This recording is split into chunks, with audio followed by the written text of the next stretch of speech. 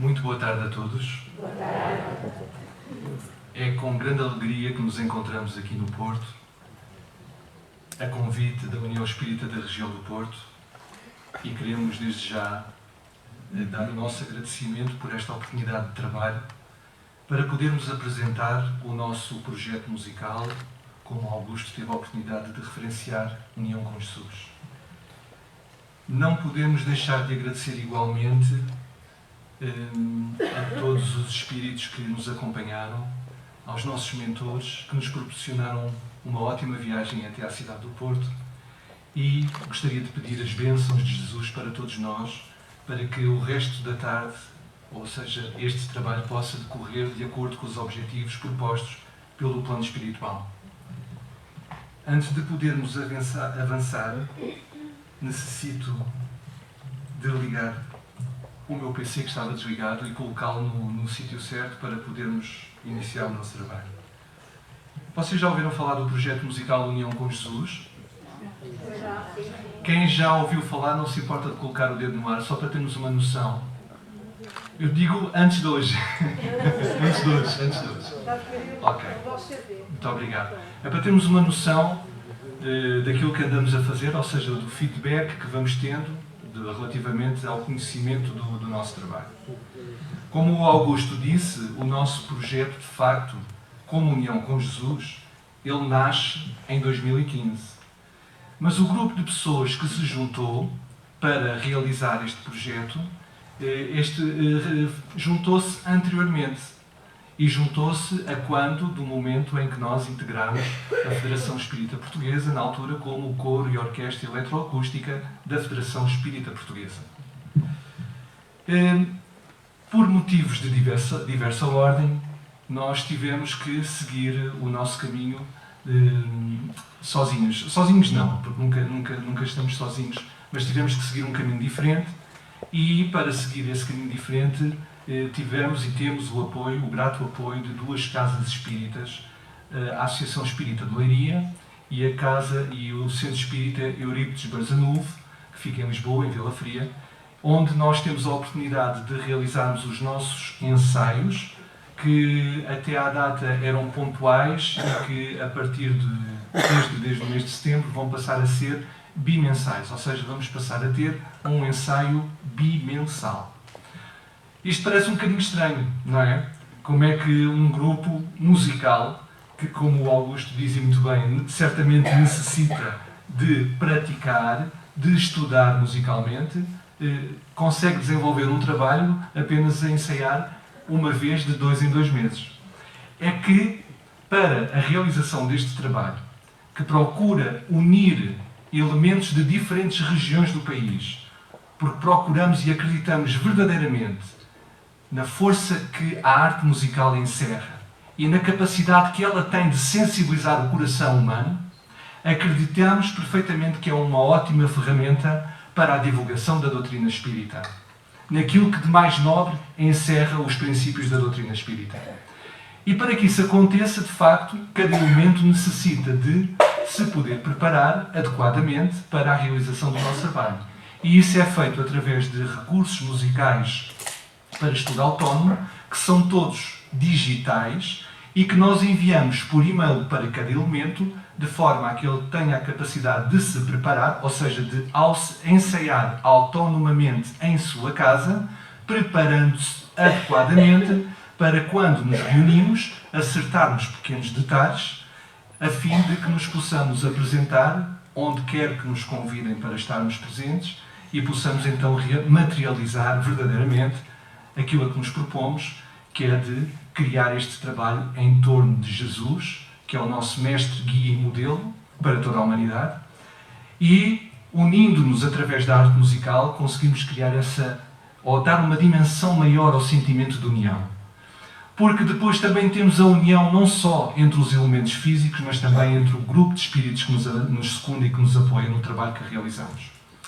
E, para podermos, de facto, fazer esse trabalho, é necessário muita perseverança, é necessário termos a capacidade de saber, às vezes, enfrentar situações muito complicadas e muito difíceis, mas também são elas que nos fazem crescer e que nos dão o estímulo de que necessitamos para superar e para continuar, prosseguindo sempre nesta jornada terrena que nos é muito grata e que nós desejamos que, com todos, consigamos desenvolver este projeto União com Jesus. Vamos ver se eu consigo abrir o PPT. Já está a abrir. Muito bem. Então, como o Augusto disse muito bem, nós vimos aqui para apresentar o nosso CD. E esta é a capa do nosso CD, cuja temática é dedicada a Elil. Elil e a nova era. Porque é a era que nós estamos a viver agora no planeta Terra. A era da regeneração. E nós acreditamos, sinceramente, que no plano espiritual, Elil continua a trabalhar para o desenvolvimento... Desculpem, isto aconteceu aqui qualquer coisa estranha. Que tem um software a abrir sozinho. Uau! Isto é estranho, mas pronto. Peço desculpa, não sei o que é que aconteceu. Bom, e então estava a dizer que Elil tem esta função, esta tarefa de procurar implementar o Evangelho. Aliás, sempre foi essa a sua proposta, já no período em que todos nós o conhecemos como o Infante Dom Henrique, a sua capacidade visionária, porque trazia nos tecidos do seu espírito todo um conjunto de situações que vivenciou no plano espiritual e que sabia que tinha como essa tarefa de procurar desvendar os oceanos e encontrar os outros países que não eram conhecidos no mundo em que ele viveu. E então nós acreditamos que isso continua a acontecer. Então, iríamos iniciar o nosso trabalho com Kardec, quando ele, na questão número 571 do Livro dos Espíritos, coloca a seguinte questão. Só os espíritos elevados desempenham missões? Pergunta Kardec à espiritualidade. E os espíritos responderam. A importância das missões corresponde às capacidades e à elevação do espírito. O estafeta que leva um telegrama ao seu destinatário também desempenha uma perfeita missão, se bem que diversa da de um general. No livro Brasil, Coração do Mundo, Pátria do Evangelho, ditado pelo espírito Humberto de Campos a Francisco Cândido Xavier e que foi publicado no ano de 1938, vamos encontrar uma passagem muito peculiar. E foi precisamente neste momento que o movimento espírita de todo o mundo teve conhecimento da personalidade de Elil.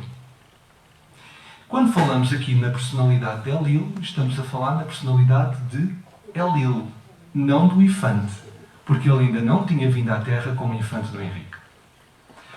E então, Jesus dirige-se a Elil nos seguintes termos. Elil, meu coração se enche de profunda amargura, vendo a incompreensão dos homens no que se refere às lições do meu Evangelho. E Humberto de Campos diz-nos, naquela frase entre o nome de Elil e o resto da frase, diz-nos que Elil é o encarregado dos problemas sociológicos da Terra. Logo desta situação, ressalta aqui duas situações. Primeira, a proximidade que o Cristo tem com Elil. A segunda, de que Elil é o responsável dos problemas sociológicos da Terra.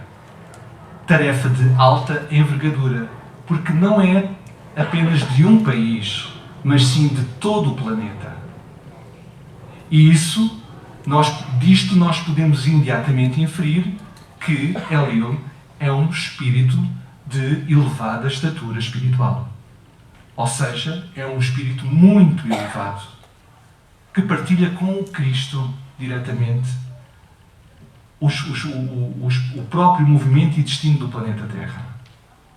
Portanto, faz parte da equipa selecionada pelo Cristo para comandar os destinos do nosso planeta.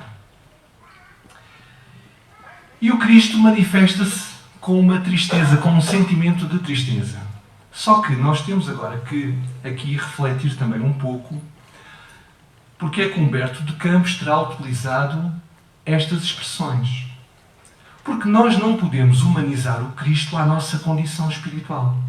como há bocadinho o Augusto referiu muito bem no livro A Caminho da Luz, em que é narrado todo o processo de construção do próprio planeta, presidido pelo Cristo e pelos espíritos que o secundam, que o apoiam, Cristo já era um espírito puro. E certamente ele não deixou de continuar a evoluir espiritualmente. Portanto, este sentimento de tristeza, nós não podemos fazer uma analogia com aquilo que nós consideramos tristeza. E temos de pensar que Humberto de Campos utilizou palavras que fossem intelectíveis, que fossem inteligíveis para nós, que nós pudéssemos compreender, pelo menos o sentimento na sua generalidade. Portanto, porque Cristo não se sente triste como nós. A tristeza em Cristo, certamente, que é muito diferente. Assim como o seu amor, que ele tão bem testemunhou. O sentimento do amor tem uma dimensão muito maior do que aquilo que nós chamamos de amor. Esta visita que Jesus fez ao planeta Terra aconteceu no último quartel do século XIV. Precisamente quando tinham acabado de acontecer a Guerra das Cruzadas e também vivia-se ainda às sombras daquele período medieval. Portanto, o orbe terrestre era, espiritualmente falando, um lugar muito escuro, muito lamacento, ou seja, em que as paixões humanas ainda eram muito vis.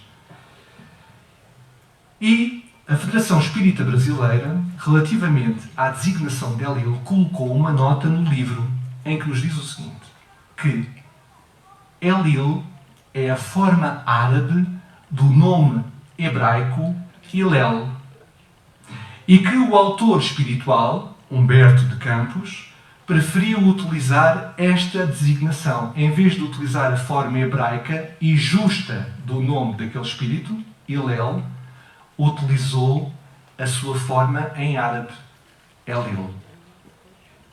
Portanto, quando nós falamos de Enlil, de facto, estamos a falar de alguém que esteve na Terra com o nome de Hillel.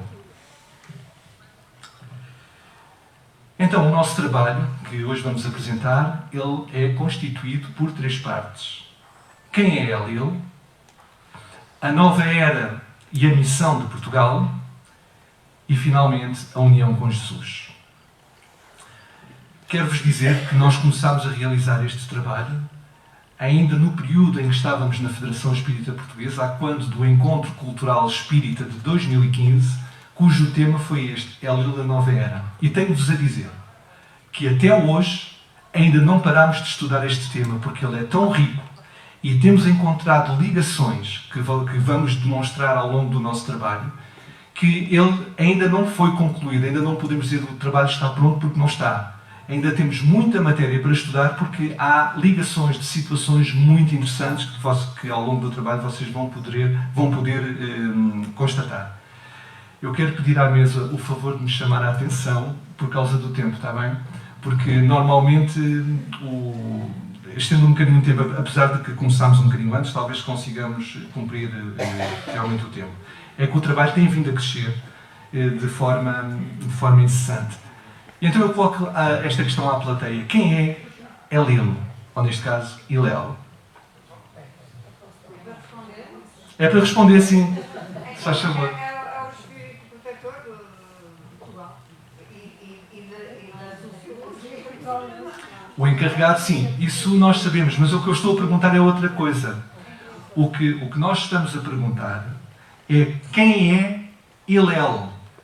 Quem foi Hillel?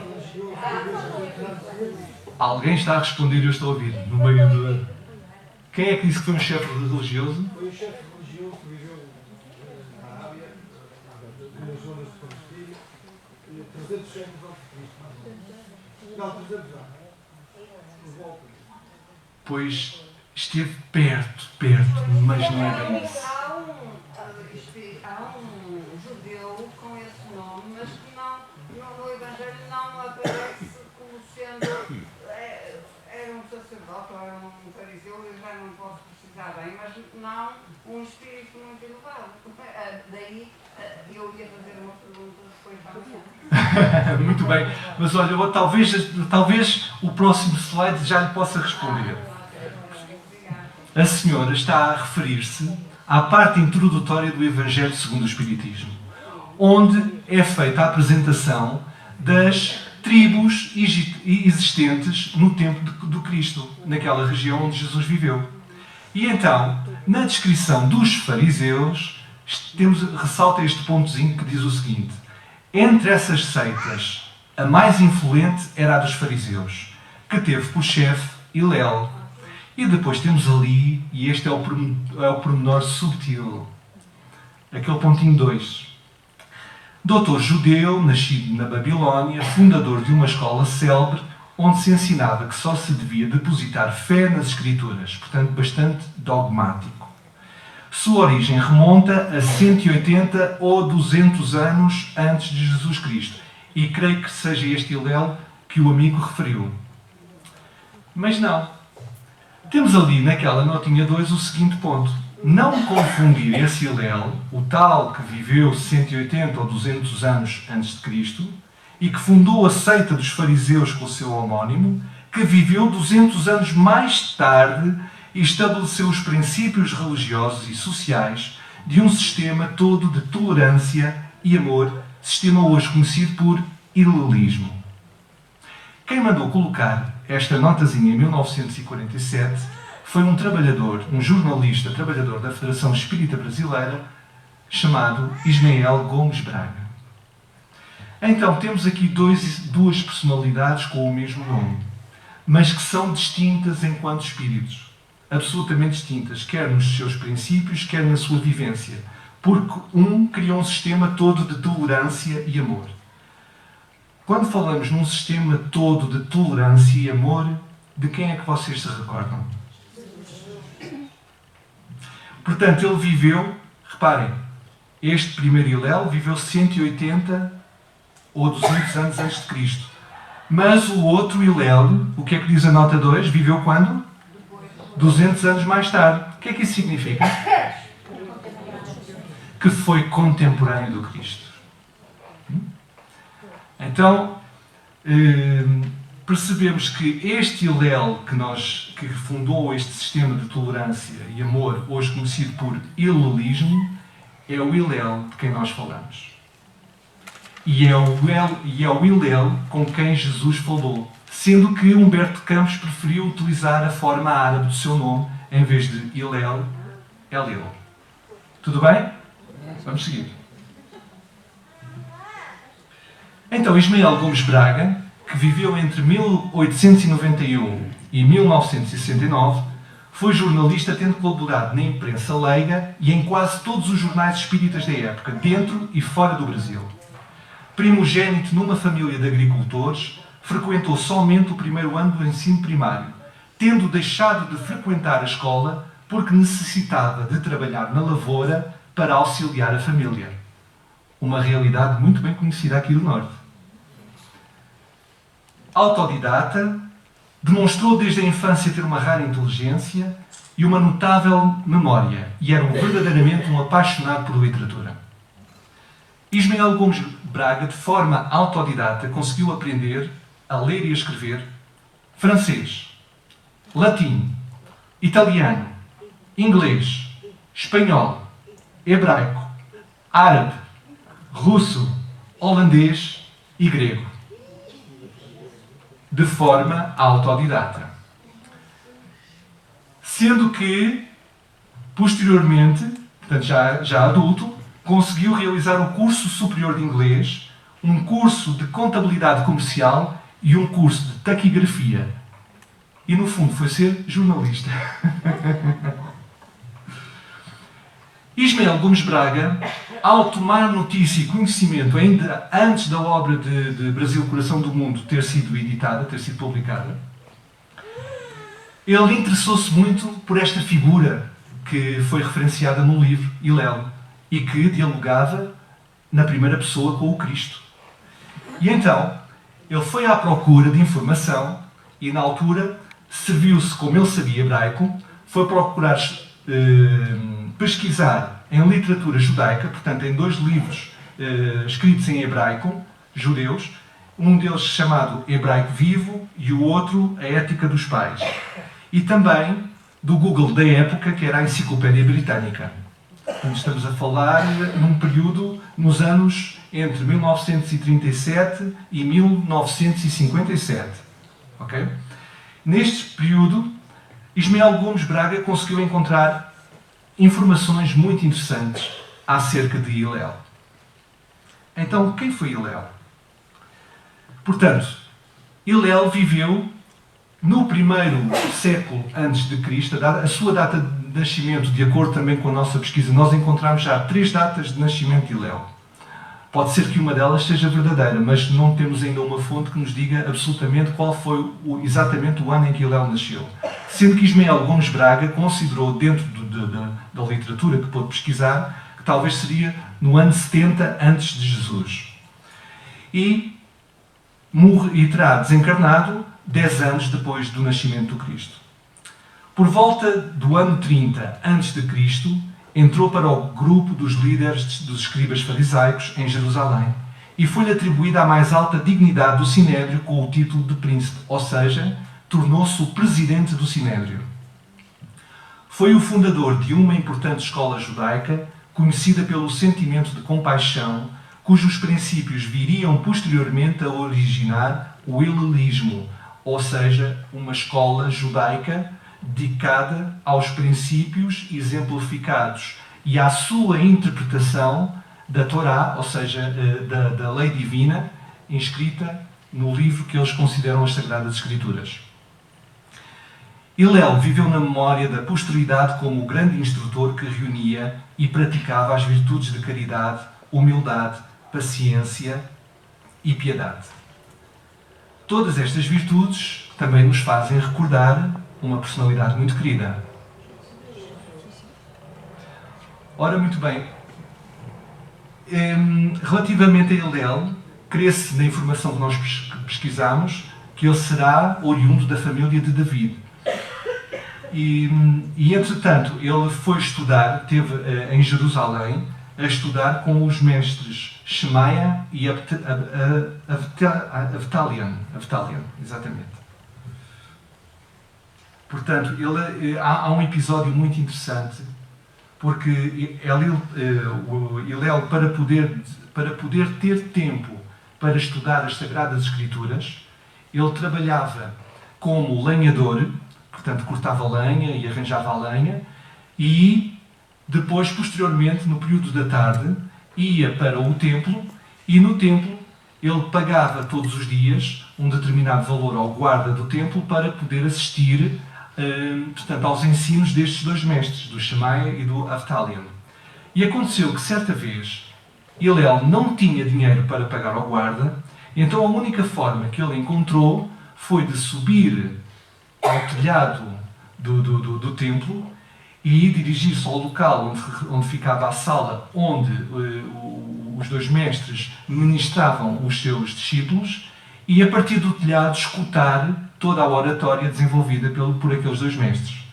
Só que nessa vez era inverno e estava a nevar. E aconteceu que Hillel foi visto aquelas discussões demoravam cerca de 3 a 4 horas ou mais tempo, dependia do tema que estavam a desenvolver, e de repente um dos mestres achou que a sala estava um bocadinho escura. Estranharam, a claridade não era a mesma. Mesmo estando a nevar, a claridade da sala ainda estava mais escura. E quando ergueram um olhar e viram portanto, na cúpula, acima da cúpula do templo, uma figura, ou seja, como é que se diz? O esboço de alguém no telhado, resolveram ir verificar, porque estava a nevar, e encontraram o Hillel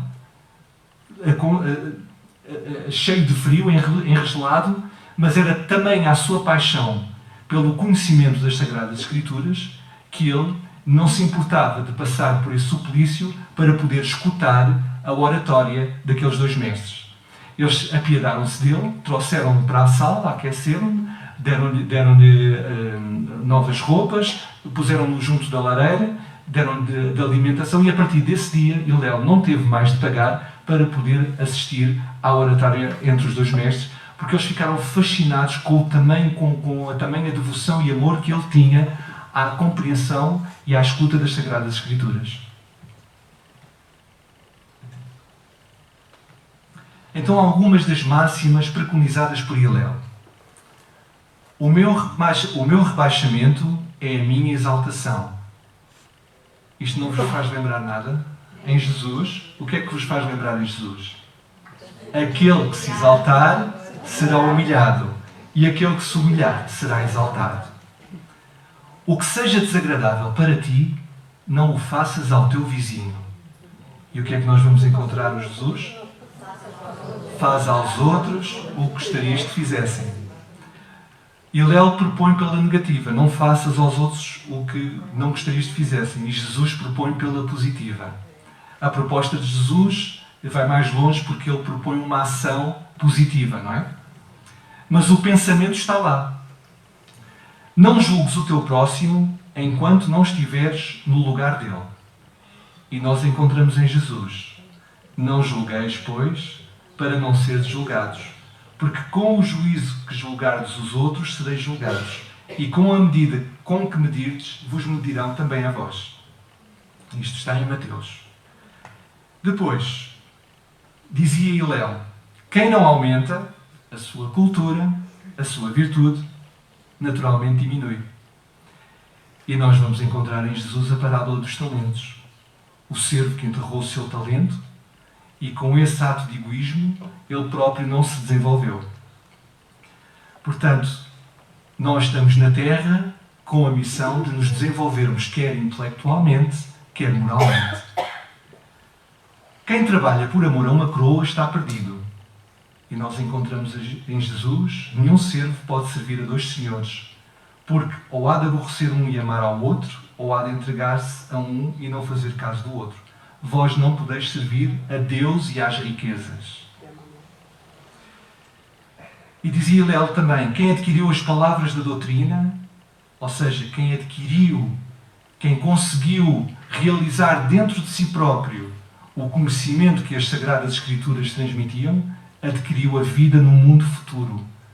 E já considerando aqui a situação da reencarnação, porque nesta época era natural acreditar-se na reencarnação. Então, de todos os princípios que Hillel defendeu, há 12 que formam quase como um compêndio das regras do sistema do hilelismo. E todas elas têm como base o sentimento de fraternidade. Primeira, a humanidade é uma família. E aqui lembramos de Sócrates, o filósofo, quando ele afirmava: não sou ateniense nem grego, mas sim um cidadão do mundo.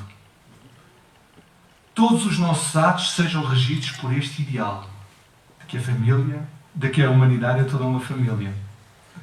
Não julguemos os homens pela sua raça, mas por suas boas ou más ações. As nações não pertencem a este ou àquele núcleo humano, mas a todos os seus habitantes. Não procuremos impor aos homens nem a nossa língua, nem a nossa crença. E aqui temos a verdadeira tolerância. O homem está antes de tudo e acima de tudo. Nesta época, ele certamente foi o primeiro humanista na Terra.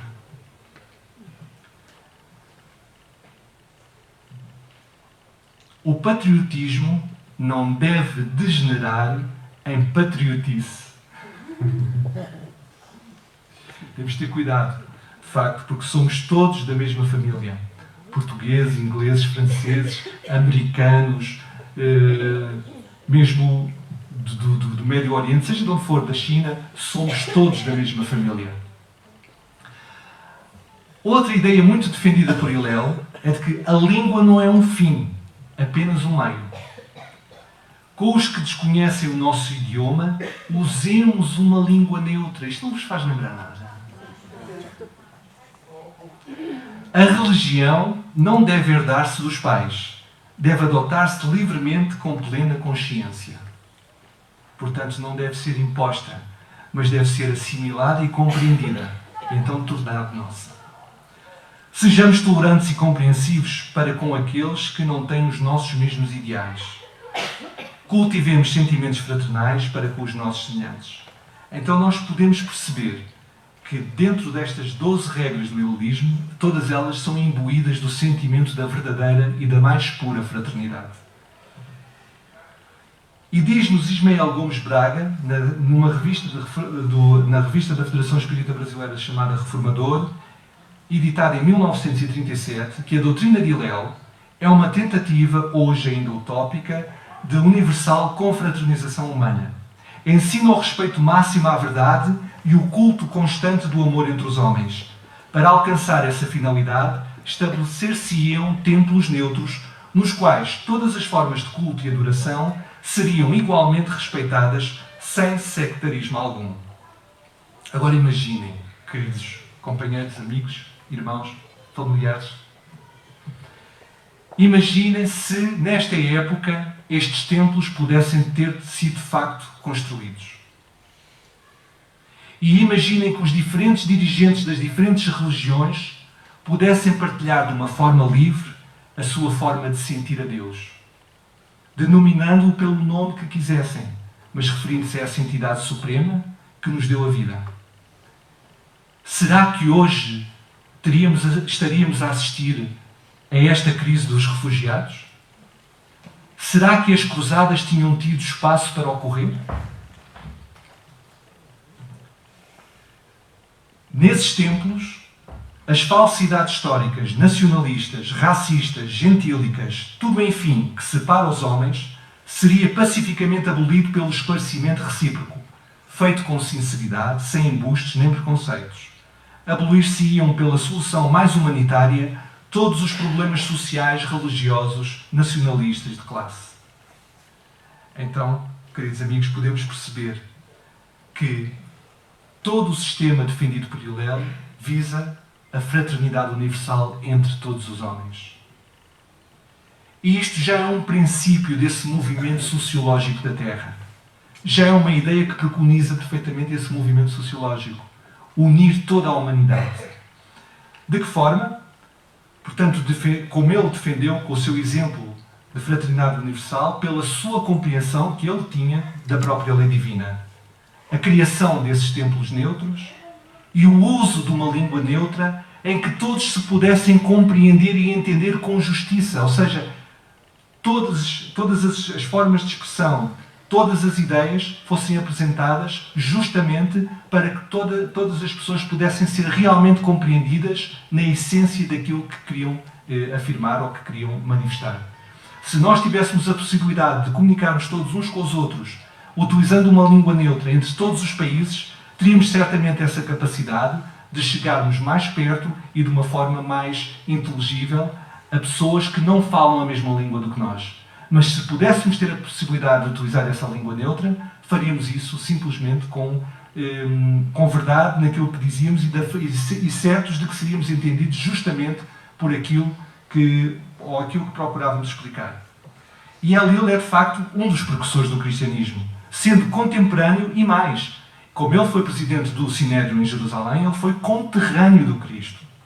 Algumas correntes judaicas acreditam que Jesus terá sido discípulo de Hillel, mas isso não poderia ser verdade, porque o discípulo não pode ensinar ao mestre, não é? E nós sabemos que isso não foi verdade. Mas há correntes judaicas que, dentro do estudo que fizemos, que afirmam perentoriamente que Jesus foi um discípulo de Hillel. Isto porque naquelas ideias que fomos mostrando, de facto existe uma afinidade muito grande de pensamento. O pensamento que Hillel trouxe à Terra, Jesus depois exemplificou e vivenciou num exponencial muito mais elevado. Mas a fusão de pensamento, ela existe. As ideias são as mesmas. E agora, sobre esta situação dos templos neutros, nós gostaríamos de vos apresentar um vídeo que foi publicado em janeiro deste ano e gostaria muito que prestassem muita atenção para podermos compreender que depois, passados 2000 anos, nós vamos encontrar esta ideia da criação de templos neutros para que todas as religiões possam confraternizar, possam evidenciar ou manifestar a forma como acreditam em Deus, mas de uma forma livre, sem estes sectarismos. Gostaria que vocês vissem este vídeo, que dura apenas 1 minuto, e depois tem um complemento muito interessante.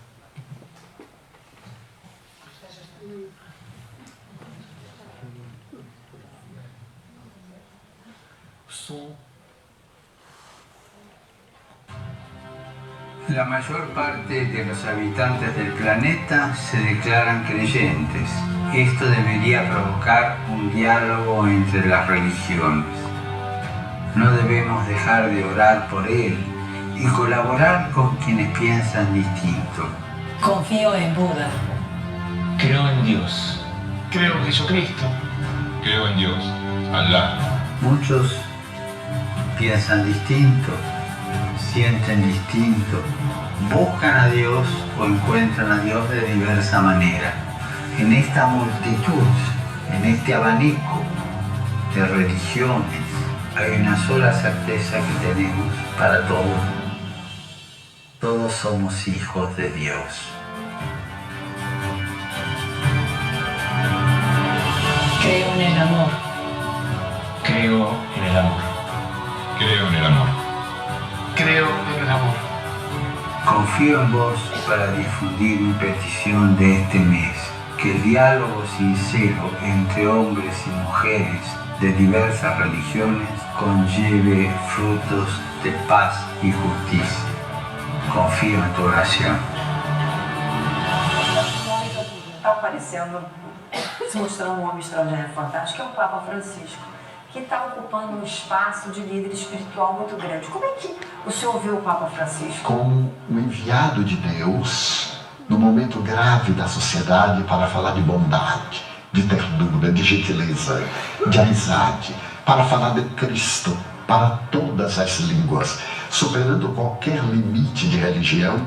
Ele pôs-se acima da imposição dogmática para dizer que é um pastor, e o pastor não escolhe ovelha, abraça todas. Eu considero um dos maiores missionários desta época. É muito interessante, não é? E nós podemos constatar quase que semanalmente as nobres atitudes do Papa Francisco junto de todos, independentemente do credo, da raça ou da religião. Ele está junto de toda a humanidade e procura diariamente testemunhar o seu amor por todos. Aliás, hoje, antes de virmos para as jornadas aqui no Porto, tivemos a oportunidade de assistir a um dos vídeos de uma das palestras de Divaldo Pereira Franco, esta que aconteceu na Associação Social Cultural Espiritualista de Viseu. Não sabemos em que data, ela foi publicada recentemente, mas em que Divaldo assevera que o Papa Francisco é um discípulo de Francisco de Assis. E ele testemunha isso de uma forma incrível, porque ele conseguiu, ou está a conseguir, procurar colocar novamente a Igreja Católica no lugar que lhe é próprio, a de difundir os princípios do Cristo, que ele exemplifica todos os dias. E está a conseguir atrair pessoas que tinham sido banidas. E dá-se o caso, por exemplo, dos homossexuais, das pessoas que já tinham separado não sei quantas vezes e que a Igreja punha de lado, das mães que tinham filhos solteiras e por aí fora. E o Papa Francisco está a conseguir atraí-los novamente à Igreja, porque o seu testemunho é de verdadeira tolerância. E ele, como Divaldo afirma, é um verdadeiro missionário que tem uma grave responsabilidade, porque ele está a conseguir, está a conseguir realizar uma ação, quase uma ação de procurar criar no próprio Vaticano uma limpeza de tudo aquilo que está errado. Inclusive pessoas que têm usurpado o próprio Vaticano em milhares e milhares de euros. Portanto, estamos a falar de religiosos com graves responsabilidades, e ele está a conseguir limpar toda essa situação. Portanto, é muito interessante percebermos que na atualidade nós temos dentro do movimento católico uma personalidade que está a fazer um trabalho em prol do amor de Jesus. E isto acontece certamente noutras regiões com outras figuras, porque dentro do plano divino que o planeta Terra tem para evoluir, de acordo com as sensibilidades e as culturas de cada região e de cada país, as pessoas ligam a sua fé a determinados movimentos. E Jesus serve-se disso para que o sentimento do amor, o sentimento da fraternidade, possam crescer junto daqueles que consigam enunciar os verdadeiros princípios de cada uma das religiões. E como diz o poeta brasileiro, não importa a distância que nos separa, há um céu que nos une. E então, há uma afirmação muito interessante do Papa Francisco que diz: quem é da luz não mostra a sua religião e sim o amor. Madre Teresa Calcutá diz-nos que as mãos que ajudam são mais sagradas do que os lábios que rezam. E Francisco Cândido Xavier diz-nos que aquele que acredita realmente na sua própria religião não tem tempo e nem necessidade de criticar a fé dos outros. E agora vamos falar então dessa língua neutra que é o Esperanto. E ela surge no decorrer do século XIX, quando, a 15 de dezembro de 1859, mergulhava no cenário terrestre um espírito incumbido da missão de oferecer à humanidade um instrumento de comunicação que, minando as barreiras linguísticas entre os povos, muito contribuiria para a construção do progresso geral.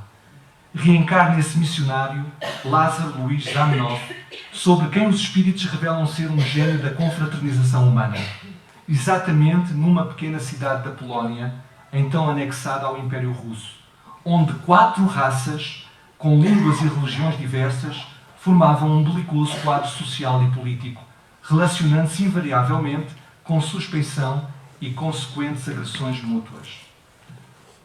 Desde, portanto, os 6 anos, sonhava em aproximar os homens por sobre as barreiras que entre eles têm erguido o orgulho e o egoísmo, as quais eram traduzidas, em sua visão, na multiplicidade das línguas e na diversidade das religiões. Vê então como criança, na pequena Białystok, uma projeção, ou seja, esta é uma pequena cidade da Polónia, uma projeção do mundo e da humanidade, e apropriando-se do acervo que trazia do espaço, indelevelmente decalcado dos tecidos da alma, delineia seu trabalho futuro, a que dedicaria toda a sua vida, dotar a humanidade de um idioma internacional absolutamente neutro, com que todos pudessem se entender e oferecer um código de elevados princípios pelos quais se relacionassem amistosamente todas as religiões. E é interessante verificar que Zamenhof serve precisamente dos princípios do ilulismo para criar esta língua. E esta informação chegou até nós através da revista Reformador, de um artigo editado, publicado em 2012, por um jornalista chamado Afonso Soares, da Federação Espírita Brasileira. Então dizia, uma das coisas que Zamenhof dizia era que educaram-me como idealista, ensinaram-me que todos os homens são irmãos. Entretanto, na rua e por todos os lados, a cada passo, era-me dado ver que não existem homens, só russos, poloneses, alemães e hebreus. Isto porque no local onde ele vivia confluíam pessoas de diferentes raças e de diferentes países, de diferentes nacionalidades. E por não se entenderem, havia muita belicosidade, havia muita agressão. E uma das situações que ele considerava que era urgente era instruir os povos e colocar-lhes nas mãos uma arma moral, recordar-lhes uma vez mais, acima de todos os credos das raças e das pátrias, está a humanidade. E então surge o Esperanto. Revelam-nos os espíritos que o Esperanto, esse idioma que os esperantistas sabem e carinhosamente denominam como o idioma da fraternidade, fora criado antes de surgir na Terra, no mundo espiritual. Para o próprio uso nas esferas espirituais, pois ali onde prevalece o chamado espaço das nações, ou o espírito dos lares nacionais, o intercâmbio entre as coletividades nacionais ainda é afetado por imensas dificuldades, tal como acontece na esfera física. Ou seja, os espíritos, ainda muito materializados, ainda estão muito ligados à sua última existência e, portanto, também ao idioma a que estavam ligados. E então o Esperanto surge no mundo espiritual, e isto é dito na literatura, se eu não estou em erro, no livro Evolução em Dois Mundos, de psicografado por Francisco Cândido Xavier, editado por André Luís, é relatada esta situação em que o Esperanto é criado precisamente para que os próprios espíritos possam entender.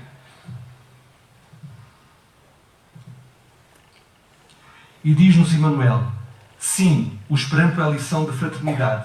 Aprendamos para sondar na terra o pensamento daqueles que sofrem e trabalham noutros campos. Com muita propriedade digo, aprendamo-la, porque somos também companheiros vossos que, havendo conquistado a expressão universal do pensamento, vos desejamos o mesmo bem espiritual, de modo a organizarmos na terra os melhores movimentos da unificação.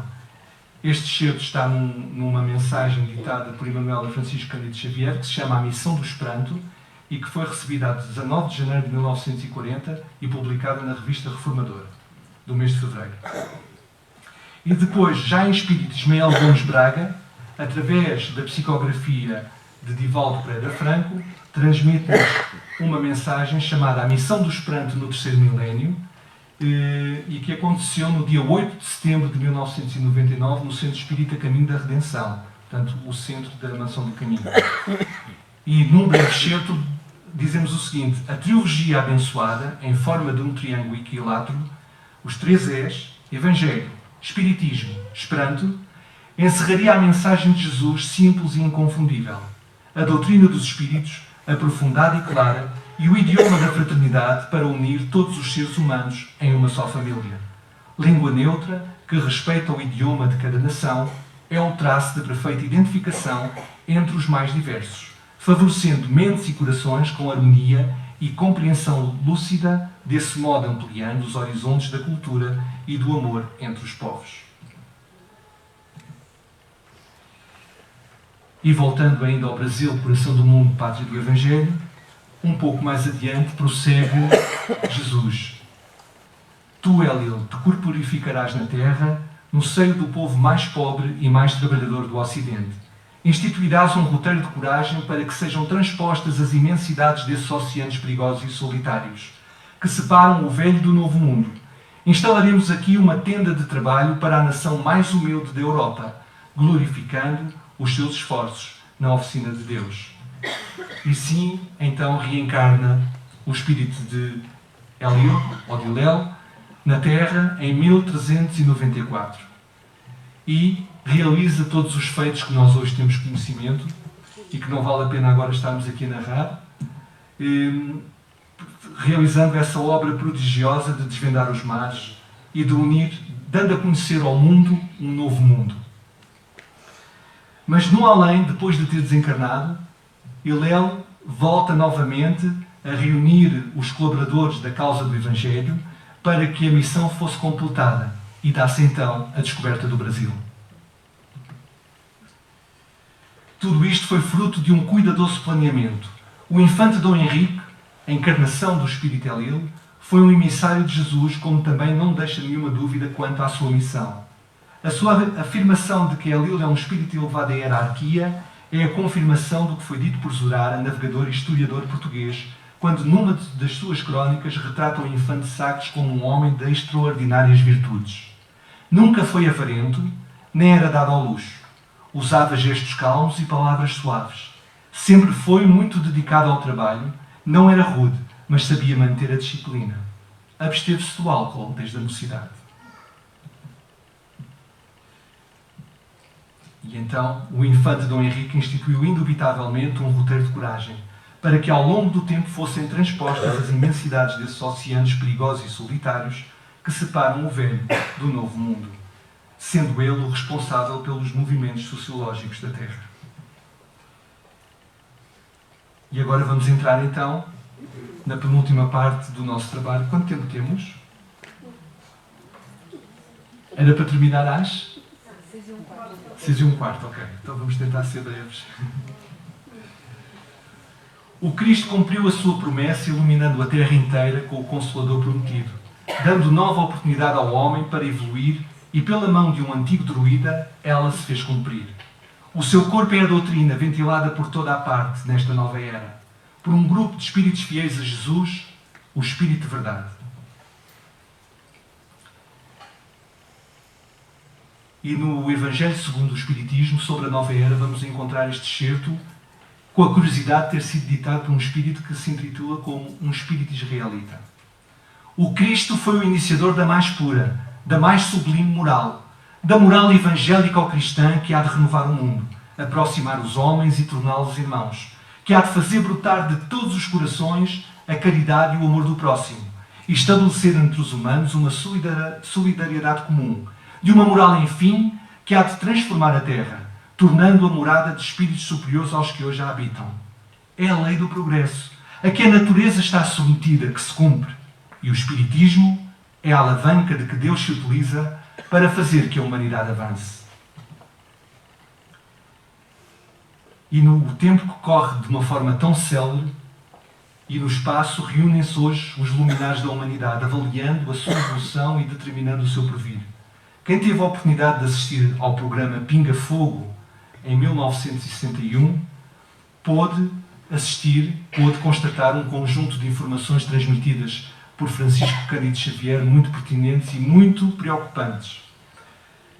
Como vimos como o companheiro Augusto afirmou muito bem no livro A Caminho da Luz, é-nos dito que Jesus é um dos membros da comunidade dos espíritos puros eleitos pelo Senhor Supremo do Universo, em cujas mãos se conservam as rédeas diretoras da vida de todas as coletividades planetárias. E essa comunidade reuniu por 3 vezes nas proximidades da Terra, para a solução de problemas decisivos da organização e da direção do nosso planeta. A primeira, como a amiga Augusto referiu muito bem, verificou-se quando o orbe terrestre se desprendia da nebulosa solar. A segunda, quando se decidia a vinda do Senhor à face da Terra, trazendo à família humana a lição imortal do seu Evangelho de amor e redenção. E temos que recordar aqui que Jesus sofreu um processo de 1000 anos de redução perispiritual para poder vir ao nosso planeta. Porque nós não conseguiríamos suportar o fulgor da sua vibração. Portanto, durante um período de 1000 anos, teve que sofrer um processo de redução perispiritual para poder materializar-se na Terra. A terceira, quando o homem chegou à Lua no ano de 1969. E diz-nos Francisco Cândido Xavier que esta reunião foi uma reunião muito grave. Porque se nós, humanidade, não entrarmos numa guerra de extermínio nos próximos 50 anos, ou seja, que será até 2019, então podemos esperar realizações extraordinárias da ciência humana a partir da Lua. Mas todo o quadro político, económico que nós assistimos hoje em dia no planeta é preocupante. Quando vemos as eleições americanas a decorrerem da forma como estão a decorrer, com os candidatos que estão em eleição, particularmente com um candidato. Quando nós vemos os movimentos da Coreia do Norte, quando nós assistimos também a aquela belicosidade do Médio Oriente, particularmente hoje na Síria, mas não só, quando nós assistimos a esta invasão da Europa de refugiados, certamente, mas que muitos deles trazem vivos no seu coração o Islão e todas as ideias muçulmanas, alguns de forma deturpada, nós assistimos a uma movimentação geral do planeta muito complicada e difícil. E, de facto, nós temos que pensar e temos que questionar-nos, mas como é que eu, hoje, aqui em Portugal, o que é que eu posso fazer para auxiliar num processo em que a regeneração se efetive no nosso planeta? O que é que nós poderemos realizar? Podemos dar o nosso testemunho, como o Augusto também referia inicialmente. Nós conhecemos a doutrina espírita, mas temos tanta dificuldade em pôr em prática os conhecimentos que temos. Então, afinal, não é assim tão difícil, é fácil. Porque se o intelecto já compreendeu, só falta fazer com que o coração também compreenda e exemplifique. Então é necessário aprender verdadeiramente a amar. E temos que aprender a amar em primeira instância, dentro do lar. E então poderíamos dizer que os esposos devem amar as suas esposas e que as esposas devem amar os seus esposos. Que os filhos devem amar os seus pais e os pais devem amar os seus filhos. Porque se nós conseguirmos resolver internamente, na nossa célula pequenina que é o lar, esta situação, nós conseguimos levar também um bocadinho dessa resolução, desse bem-estar, a todos aqueles com quem nós partilhamos a nossa existência. Ou seja, o nosso próprio círculo de ação. E é desse modo que nós contribuímos efetivamente para uma mudança da densidade da psicosfera da Terra, permitindo à espiritualidade superior intuir-nos e abrir caminhos, abrir pontes, estabelecer pontes, conseguir fazer ligações de forma a que consigamos fazer com que o nosso planeta entre num período de regeneração. Portanto, o compromisso não é dos dirigentes, não é daqueles que dirigem as nações. O compromisso é individual de cada um de nós. Porque todos nós temos uma missão a cumprir. Como vimos no início do nosso trabalho com aquela questão colocada por Kardec à espiritualidade, existem diferentes tipos de missões. Mas todos nós temos uma missão a desempenhar neste momento, no sítio em que nos encontramos. E essa missão poderemos encontrá-la onde? Na nossa consciência. Basta que criemos espaço físico e mental para refletirmos sobre o que é a nossa existência, o que é que a vida nos pede que nós façamos de bem no lugar onde vivemos, e isso fará toda a diferença. Porque iremos encontrar em cada dia aquilo de que necessitamos realizar para que o bem seja uma verdade no nosso coração e no coração de todos aqueles que partilham connosco a existência. Então o trabalho também é um trabalho de autoconhecimento. Eu não posso amar os outros se não me amar a mim mesmo. Então nós temos que aprender a amar-nos verdadeiramente, sem qualquer gesto egoístico. A amar-nos na essência que somos, na essência divina, porque todos nós fomos criados por Deus. Nós somos seus filhos, nós somos seus herdeiros. Para todas as situações mais difíceis e complicadas há sempre uma solução. Há sempre uma oportunidade que surge. Por vezes não no momento que nós desejamos, mas um pouco mais além. Tenhamos, pois, perseverança. Saibamos aguardar o momento certo, que todos os problemas terão a sua resolução desde que nós nos empenhemos em realizar aquilo que é necessário para que isso aconteça. Desde que nós consigamos criar espaço mental para nos envolvermos com o nosso mentor espiritual, de quem nós nos esquecemos tantas vezes. E nos ligarmos intuitivamente, espiritualmente, mentalmente, e conseguir intuir a solução para o problema. Às vezes a solução é como o sumo de curcuma. É amargo. Muito amargo. Mas faz-nos imensamente bem. Às vezes temos de tomar. E às vezes as situações que são muito difíceis para nós são verdadeiras chamadas de atenção para que nós possamos cair em nós mesmos, possamos criar um espaço de reflexão e encontrarmos de facto, eu estou a viver isto porque eu tenho que mudar. Eu já estou farto de ser como sou, tenho que mudar. E então criamos esse espaço para podermos refletir e, juntamente com o apoio espiritual, encontrar as soluções da nossa existência. Não há nada, não há nenhum problema que não tenha solução. Todas as situações têm uma solução. Umas demoram um bocadinho mais, outras são mais imediatas. Mas o primeiro gesto tem que ser sempre nosso. E se conseguirmos aprender devagarinho, cada um no seu ritmo, mas que não fique parado à espera que caia do céu a solução.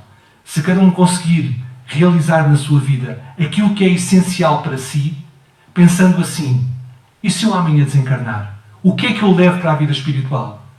Existem coisas muito bonitas por lá, certamente. Mas também temos um umbral. Para onde é que eu irei? Façamos essa reflexão. Será que eu vou para aqueles lugares paradisíacos, lindos? Ou será que eu vou entrar diretamente para o umbral? Não temos notícia de tantos testemunhos dados pelos espíritos espíritas que julgavam estar num patamar elevado. Sim, porque alguns até tinham assumido cargos muito importantes. Eram dirigentes. Punham e dispunham dos outros. Mas quando chegaram lá, eram o último dos últimos. Temos que refletir nisto, porque o desencarne está aí. Se os espíritos dizem que uma existência é apenas um segundo na eternidade, que tempo é que nos falta? Então façamos o seguinte: Aproveitemos o tempo que nos resta. Seja um dia, seja um mês, seja um ano. Seja o tempo que for, aquele que Deus nos dá. Aproveitemos o tempo. Façamos aquilo que gostaríamos de fazer. Apaixonemo-nos por aquilo que temos que fazer. Mas façamo-lo de coração. Que todos os nossos gestos possam ser realizados pelo sentimento do amor. E a fraternidade será verdadeiramente alcançada junto daqueles que connosco partilham a existência e progressivamente vai se alastrando devagarinho a todo o planeta. Peço desculpa pelo tempo, estou-me a alongar um bocadinho. E agora iríamos entrar numa parte tão importante do nosso trabalho. Se vocês me permitirem um bocadinho mais, se não permitirem, tudo bem, ficamos por aqui. Mas... Muito bem. Vamos falar um bocadinho sobre a mensagem. Porque ela também é muito importante neste movimento de regeneração e no papel que Portugal tem. O poeta Fernando Pessoa não escreveu em 1934, ele foi publicado em 1934, 4 anos antes da publicação do Brasil, Coração do Mundo, Pátria do Evangelho. E Fernando Pessoa já sentia no seu espírito que Portugal teria uma tarefa a desempenhar, que ele denominava como o Quinto Império, que ele não sabia materializar, mas que compreendia que seria algo de grandioso. E toda essa tarefa não é uma tarefa material, é uma tarefa, sim, espiritual. Então, ele denominava este livro como o pequeno livro de 44 poemas, o pequeno livro de poemas. Ela começou a ser escrita verdadeiramente, a mensagem começou a ser escrita em 1913, com o projeto de um livro que ele tinha a intenção de chamar Gládio, mas que depois, posteriormente, foi sofrendo alterações até se transformar na mensagem.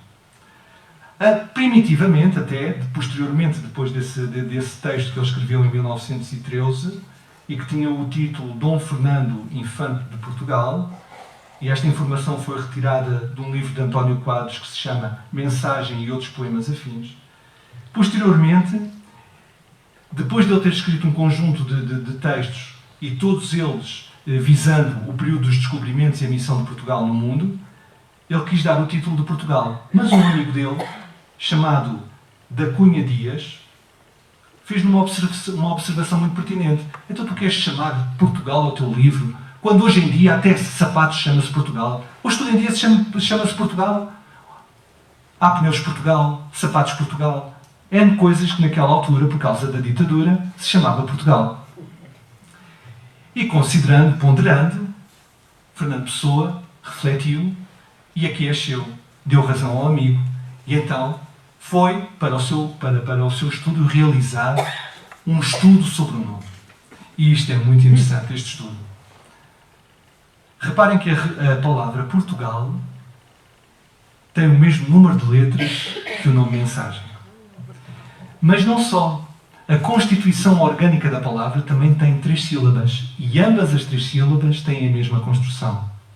3 letras, 2 letras, 3 letras. E este número 8 não foi ao acaso. Porque nos estudos encontrados na Torre de Tombo, os estudos que Fernando Pessoa realizou para encontrar o título da sua obra, o número 8 é considerado universalmente como o símbolo do equilíbrio cósmico. E ele deitado representa também o infinito. Na tradição cristã, o 8 é o número que simboliza a ressurreição, a transfiguração. E se o número 7 corresponde ao Antigo Testamento, o número 8 simboliza o Novo Testamento. Então o número 8 anuncia a prosperidade e a bem-aventurança de um mundo novo. E isto é muito interessante, este estudo realizado por Fernando Pessoa. Mas ainda vai mais longe, porque ele acreditava na existência de mundos superiores ao nosso, portanto, mundos superiores ao planeta Terra, e de habitantes desses mundos, em existências de diversos graus de espiritualidade, subtilizando-se até se chegar a um ente supremo que presumivelmente criou o nosso planeta. E isto foi escrito numa carta dirigida a Fernando Adolfo Casais. Agora, é interessante este estudo preparatório que Fernando Pessoa realiza para encontrar o título de uma mensagem e dando-lhe mais substância, mais profundidade. E é interessante também, numa outra carta, escrita à sua tia Anica, no dia 24 de junho de 1916, Fernando Pessoa diz o seguinte: aí por fins de março, se não me engano, comecei a ser médium. Imagine, eu que, como deve recordar-se, era um elemento atrasador nas sessões semi-espíritas.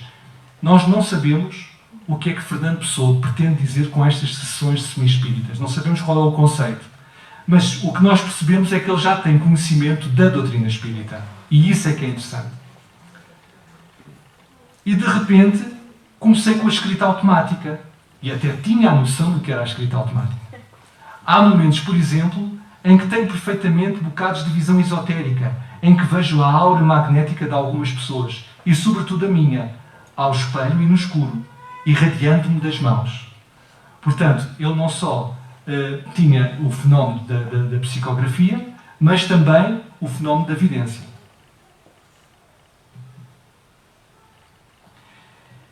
E é num dos textos, e num do texto que nós retiramos do livro A Mensagem, e que retrata precisamente a personalidade do infante, ele diz-nos o seguinte: todos vocês conhecem certamente este texto. Quem te sagrou, criou-te português. Do mar em nós, em ti nos deu sinal. Cumpriu-se o mar e o império se desfez.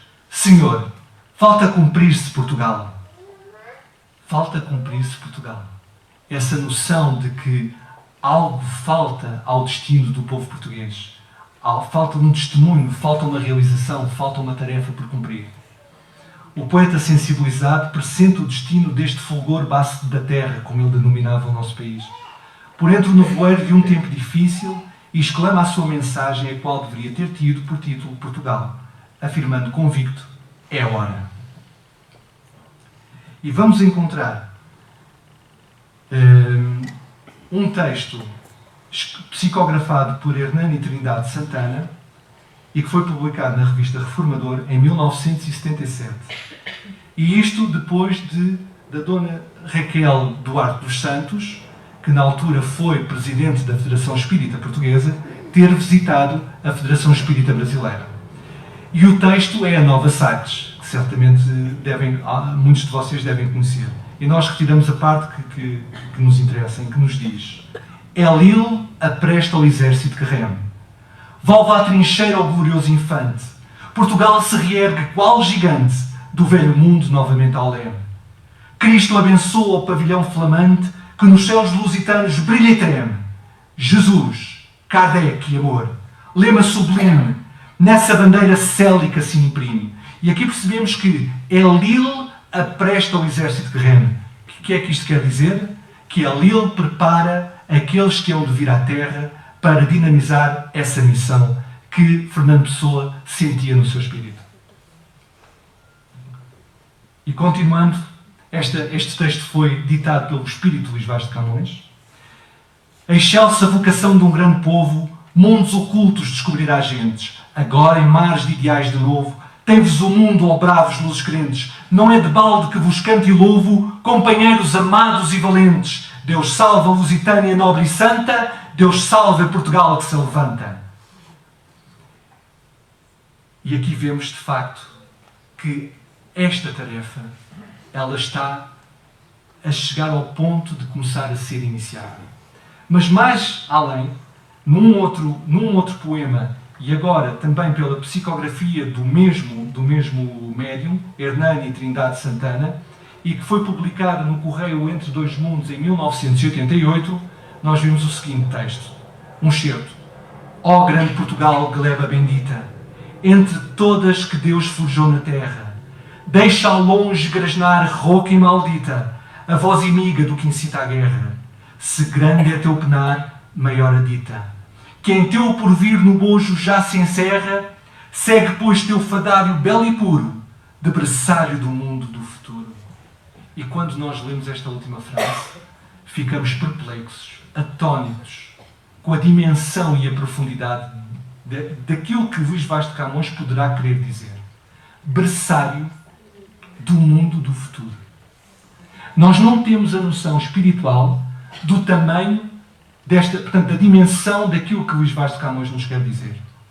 Nós não temos a ideia também do que Fernando Pessoa queria dizer como o Quinto Império.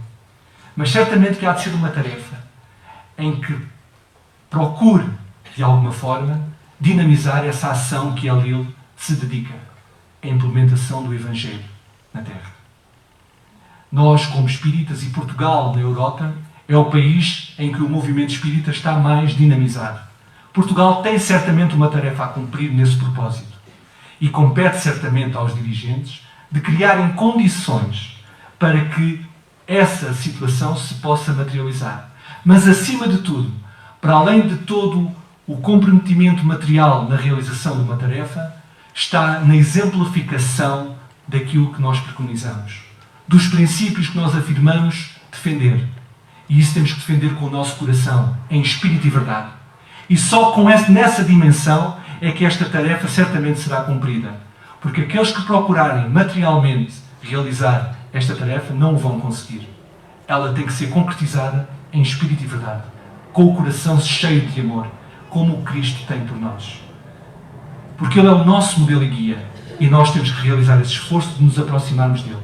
E o movimento espírita português certamente tem que levar isso ao mundo, tem que levar isso aos outros países, onde a doutrina espírita não está tão divulgada, mas acima de tudo levar pelo coração.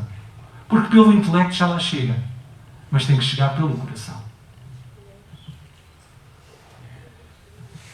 E agora iremos então apresentar um dos temas, se nos permitirem.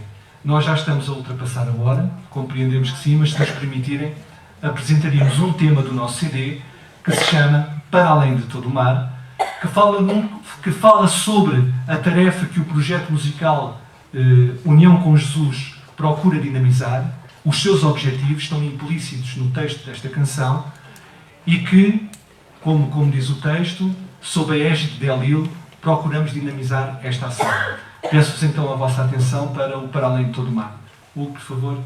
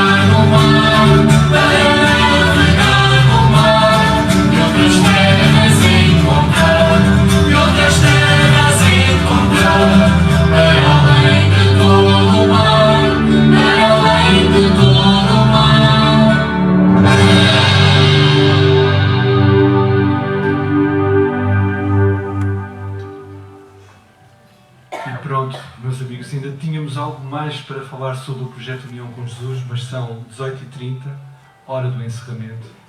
Ficamos então por aqui.